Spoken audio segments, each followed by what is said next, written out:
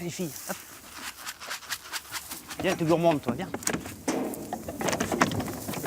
Ces brebis découvrent leur nouveau terrain de pâturage. Cette race rustique a été spécialement choisie pour entretenir ce terrain de 3 hectares, envahi par des plantes invasives. Pendant 4 mois, leur mission est simple, il faut faire place nette. C'est des causes du Lot, des brebis qui viennent du sud. Et elles ont l'habitude de manger dans les montagnes. Et comme c'est des brebis qui sont assez grandes pour manger, vous voyez, les grandes herbes, les grandes plantes, quoi, voilà.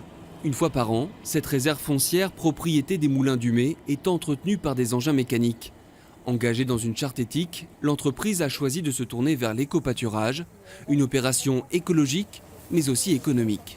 On préserve la biodiversité du site en ne retournant pas le sol, en n'arrachant pas toutes les petites herbes, des ligneux, etc. Il n'y a que des avantages, et même économiques, puisqu'on a une diminution du coût d'entretien du terrain qui diminue de 30% quand même. Donc c'est quand même pas négligeable. L'évolution de la réglementation concernant l'utilisation des produits phytosanitaires pousse aujourd'hui les prestataires de services à se tourner de plus en plus vers l'éco-pâturage. On est obligé de trouver d'autres propositions pour nos clients parce qu'il faut s'adapter.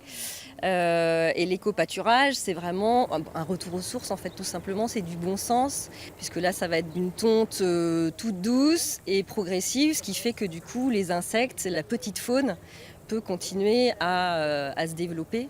Un premier bilan sera réalisé dans 4 mois. S'il s'avère positif, la société envisage de continuer l'opération sur les terrains enherbés situés à proximité du site de production.